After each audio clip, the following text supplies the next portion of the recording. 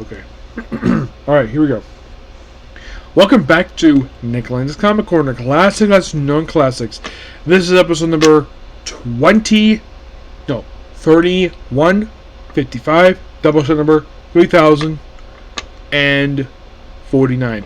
Why I keep saying 2000? Because I was saying 2000 for a long time. Yeah. It took like about a year or two for basically past 2000. So, first to basically we have is the final trade for this particular book before it got relaunched again. We have Vengeance of the Moon Knight Volume 2, It's Alive! This collects Vengeance of the Moon Knight Volume 2, issues 5 through 9. Little weird thing happened when these issues were released. For some strange reason, issues here of the relaunched book, Fist of Kuthathu, got released the same month as issue 7 of this book. Why in the world that was, I don't have any idea. And I did check. Yes, it's still Gemma K writing the book, despite the fact that this book was had about 2 more issues to come out. Why that was, it's a complete mystery.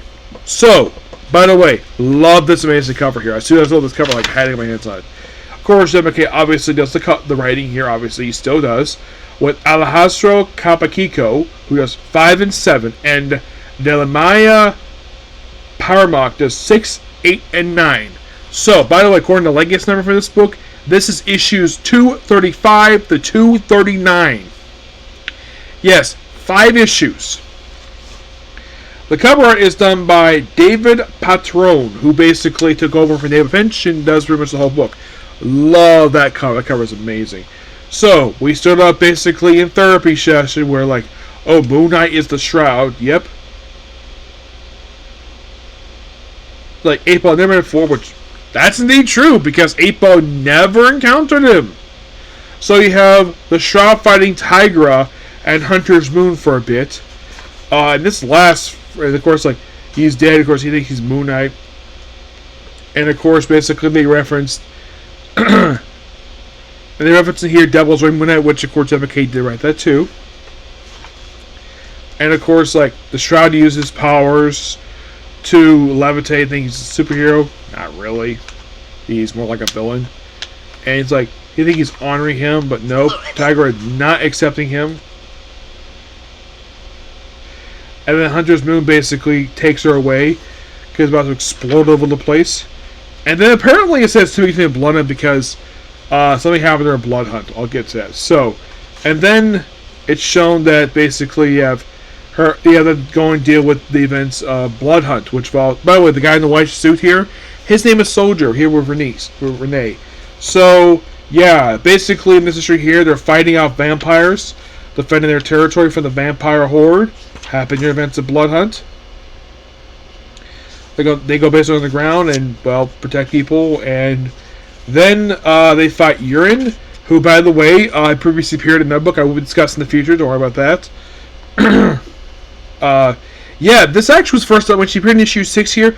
This is actually the first time she's been in this book since Moon Knight Volume 9, issue 16, which is basically, at that point, I think came out like about a year prior to this issue. Yeah, so they ran out again. She appears in this issue, and then she appears in, like, the last issue of this book and never seen again. And it's like, then Moon happens, and then, oh, by the way, during the events of Blood Hunt, Moon Knight is revived! Yes, he is brought back to life. Somehow, you gotta read Blood Hunt. And here's issue 7. I think it was either a week or before after this very issue came out. Issue 0 of the relaunch book came out the same month as this book, and then they launched the action for issue 1 after issue 9 came out. Which is weird. I've never heard Marvel do this before. For a book they're going to relaunch anyway. So, they reference the events of Blood Hunt, basically, like, oh yeah, and, like, and of course they go to Asgard, and then of course they go to a fall, and of course they went to frickin' Crowbar. Well, excuse me, the Wrecker. Yes, the Wrecker of the Wrecking Crew. And of course to here to free the Moon God, which I have been hearing something also that some people don't think he actually is a real god per se. Yes, as for the reason for that, I do not have any idea. It's creepily weird. So he is freed. So yeah. So apparently he was trapped in Esco. Of course, they have this little ceremony for him, and then Moon Knight comes back. Yep, he is back. Like Mark Greer, and they reunite and they make out. Like, I promised you, I'd come back for you, but I died.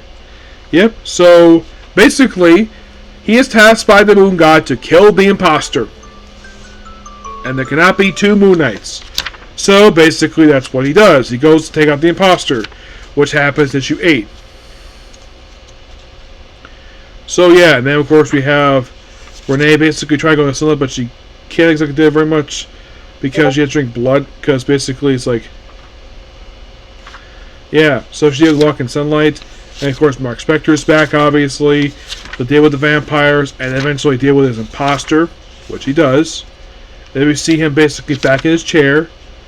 It's like, you have to kill the pretender, the imposter, the false priest. You have to kill Moon Knight, the fake one. And basically, with the last issue of the book, issue 9, basically have him go back to his Mr. Knight persona, which is quite nice. Oh, by the way, guess who created this persona for Moon Knight? Believe it or not, it was actually Warren Ellis. Yep, he did. It was part of that volume of Moon Knight that had 3 writers. Because you had Warren Ellis to start with, and then you had Brian Wood, and he capped off with Colin Bunn. This is a run that lasted for 17 issues. And this came out, I believe it was just after I think it was after AVX. And afterwards, we actually had the Jeff Lemire run, which that was when Frenchie died. And then nothing for a while until we had the Max Bremmer stuff. And then we have this. So yeah, the whole thing in this last issue, him and Hunter's Moon go kill the imposter. So then, of course, Mark takes on Max, aka the Shroud. And they fight, and then he is briefly dead. And then he's like, he puts him in Mr. Episode. It's like, hello. And you see in the bar, we see Rhino, Sandman, Shocker. Looks like Mysterio, a couple of villains, some more of the Wrecking Crew. It's like, I forgot about my back. And they basically drag something in a bag, pins into a wall. I'm Moon Knight. Nothing can kill me, you understand? Nothing can kill me. But the guy who's been running around using my name can't say the same.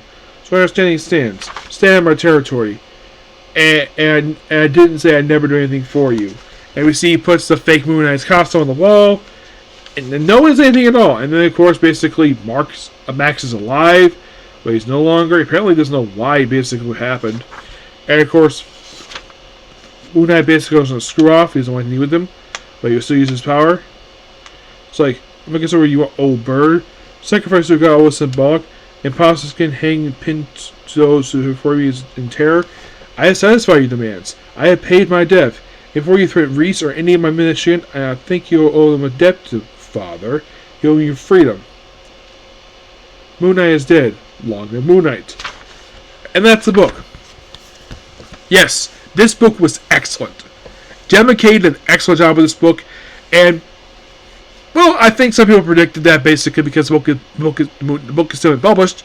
You think, oh, this one he died at the end of Moon Knight issue 30, that he was come back, and he did. He was not gone very long. He was gone maybe 6 months, and then he came back.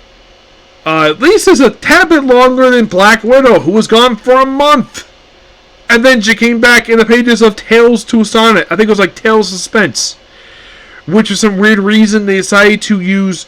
They call it the first issue. They couldn't call it issue like 101 because that's literally what the issue was. Well, it's from Marvel Legacy stuff, so they decided to call it issue 100. This one was actually issue 101. Yes, the whole 6 months thing. Now, killing Mark was interesting, but at least basically Gemma K was fine bringing it back anyways. I give this book roughly a 10 out of 10. Final thoughts on this run for Moon Knight. Vince's Moon Knight. Really good. Sad was really short. I guess probably the reason why that Marvel had to bring it back very quickly after being dead for a very short period of time. My guess is that maybe, and this is my personal theory, there may have been a dip in the sales. That could have been the reason why. or probably because this book wasn't selling as well as the previous volume was. So they decided to probably rush ahead basically to try and bring back Moon Knight. And I don't think it's because of the TV show. No, I don't think it's because of that. No. I really think about season 2 for that one. I still, of course, never met Jed McKay at all. If I can chance me, this is by far the only solo book he's working on. Yeah, and as of currently, he's still writing Moon Knight. Despite the fact it's once again relaunched. This time it's Fist of Kuthathu, which actually was the subtitle of Volume 2 for the book. Yes, which is kind of interesting. But the book itself was really good. Of course, Moon Knight gets another side anthology book released, Phase of Moon Knight. Now, I think I reviewed City. They released 2 miniseries. I think I reviewed one of them. I think it was City of the Dead. That one I have reviewed already. I have not reviewed Moon Knight just yet, but as of right now, I am caught up with Moon Knight until whenever they release new trade for a first trade for the new book. So there's that. Next up, basically, we have is Batman Superman World's Finest Secret Origins. Now, I should point out, though, these issues are the first issues of the trade paperback series, this one, where Dan Mora doesn't do a lot of the issues. Mark Waid just does basically issues. Now, the book collects issues 18, 19, and 25, along with the annual, which I'm glad they call it A number 1, 2024 A number 1. Just call it A number 1. I'm going to call it 2024 A number 1. Just A number 1. First ever annual of this book. The co-writers of these issues are Colin Bunn, Dennis Cliver, Steph Williams, and Christopher Cantwell. These guys write stories in the Superman annual. Excuse me, the Batman Super World's Finest annual. Work by Travis Moore, Dan Morris, Steve Pod, Travis Mercer, Rissa Kapaki, Jorge Furnace, and Edwin Gomez. The cover art is done by Dan Moria. Yes, Dan Moria, I think, is starting to briefly step away from this book to do some issues of Mark Waid's Justice League Unlimited book. So first start with issue 18. So, in this issue you have Clark visiting Metropolis. Clark visiting Gotham City, because this book's in the past, and just basically Mark Waid just having fun and exploring the past. And we see Superman in the classic attire. But basically working together, of course, they deal with, well, a Batman villain, I think they did with Spellbinder. So after deal with him, he's sent up to custody, and then we see the beautiful Magpie. Yes, Magpie. I'm like, that is interesting, because Magpie is not featured in any current comic book I can think of. Yeah, she's a John Byrne creation, obviously, but it's something that Magpie is featured here. I think this here's the thing. Magpie, over the years, after her debut appearance back, I think it was Man of Steel, I think it was issue 4, which also was the first post-crisis meeting of Batman and Superman, and that introduced Magpie, and then later on she's seen in Batman 401, and afterwards she's not really featured very much at all. And the whole thing with her is that she's basically, like in the case of a Harpy, she's out to basically shiny stuff. Oh, it's issue 3, excuse me. Yes. So, yeah, she was dead since the face-to-face stuff.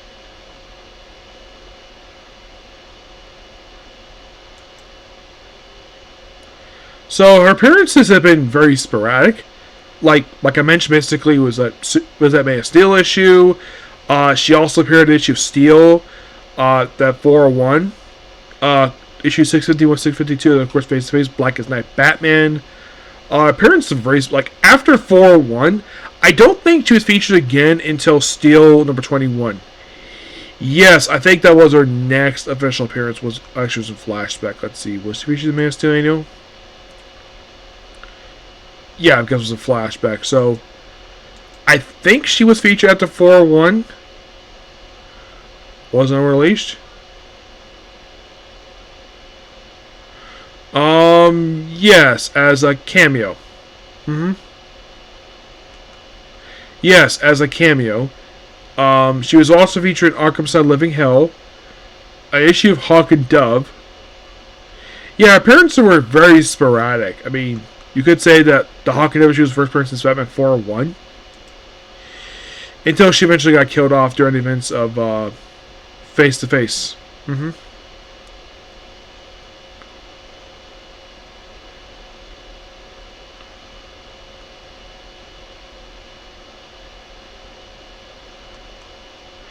Yes, until she was last featured pre-Flashpoint in Blackest Night Batman as a zombie.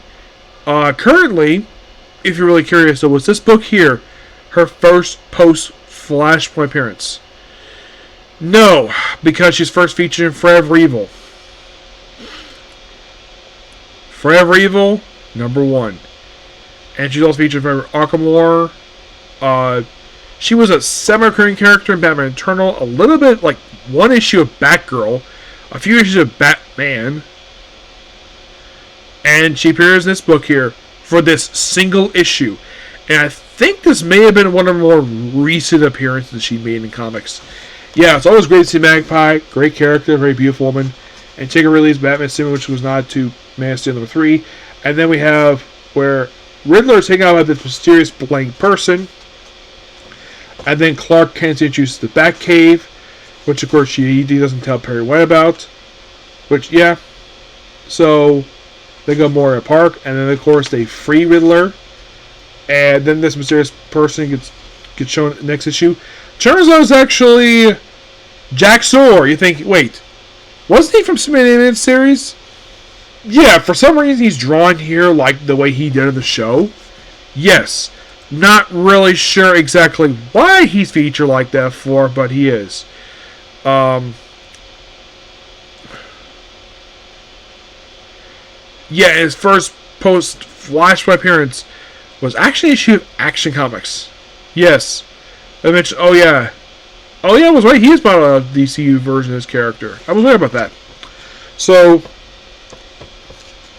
oh yeah, he's freed because basically Batman was shoved into the Phantom Zone, and of course you have Superman fighting it for a while, and of course you see people who he's hallucinating. Eventually Batman is eventually freed. And take on Jack Sawyer, and of course they threaten like stuff in the Fortress of Solitude. And eventually he's sent back to the Phantom Zone. Everybody's freed, and of course Riddler is stopped by Superman and Batman. And the epilogue is like, ooh, it's like got the Messiah. Like, does this really lead to anything per se? Like, does this lead to anything at all?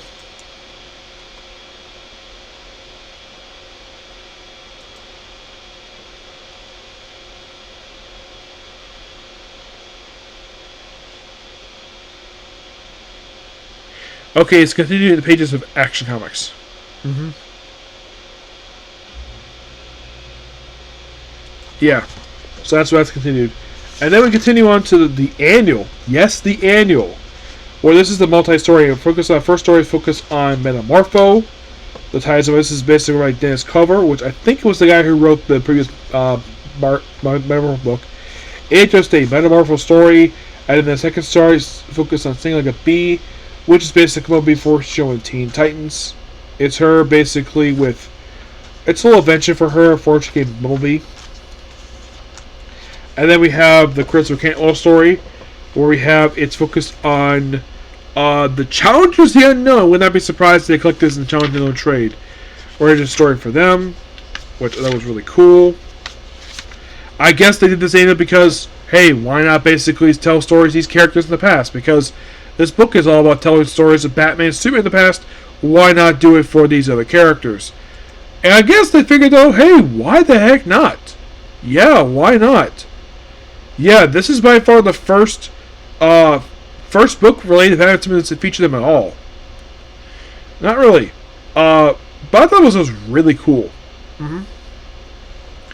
And of course, basically, one of these stories continued in issue 25, Batman Superman, where they bring in the Joker. And for some reason, Arkham Asylum here on the front here looks similar to the way it is in the Batman video games.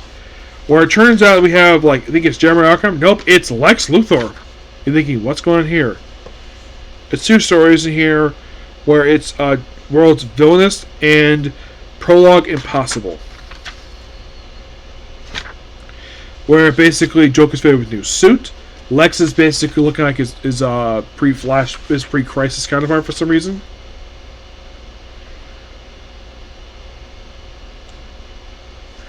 Yep. So, and of course, Joker loses his hair because he wants to go bald. It's a very interesting story here. We have these two teams. Of course, they basically did this. They go into the train that leads them to the Rock had returned to do the past by the 7 deadly sins. Yep.